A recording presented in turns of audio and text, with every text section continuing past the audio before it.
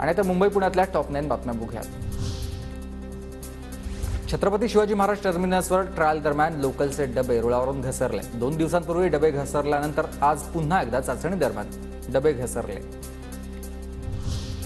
Coastal road आता 16 दिवसामध्ये 16 तास खुलं राहणार आहे। माफ करा, सकाळी 7 ते रात्री 11 वाजेपर्यंत कोस्टल रोड वाहतुकीसाठी खुला राहील।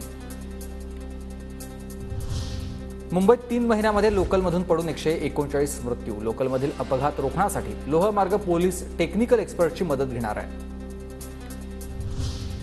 मुंबईतील घरांच्या विक्रीचा आलेख उंचावला। एप्रिलमध्ये मालमत्ता विक्रीनं 14,149 चा उच्चांक गाठला। राज्याच्या तिजोरीत 1,043 कोटी रुपयांचा महसूल जमा। मुंबई महानगरपालिकेकडून मालमत्ता कर भरण्यासाठी नागरिकांना 25 मे पर्यंत मुदत। मालमत्ता कराच्या बिलापैकी 50% रक्कम भरल्यास कारवाईतून सुटका। पुणे जिल्ह्यात 1.5 महिन्यात आतापर्यंत तब्बल 9 कोटी रुपयांचा मुद्देमाल जप्त। निवडणुकीच्या पार्श्वभूमीवर पुणे पोलीस सतर्क। पुण्यात उन्हाचा कडाका कायम। पुण्यासह ठाणे, रायगड, नगर, सोलापूर, छत्रपती संभाजीनगरला येलो अलर्टचा इशारा। सलग 3ऱ्या दिवशी पुण्यात 41 अंश तापमानाची नोंद।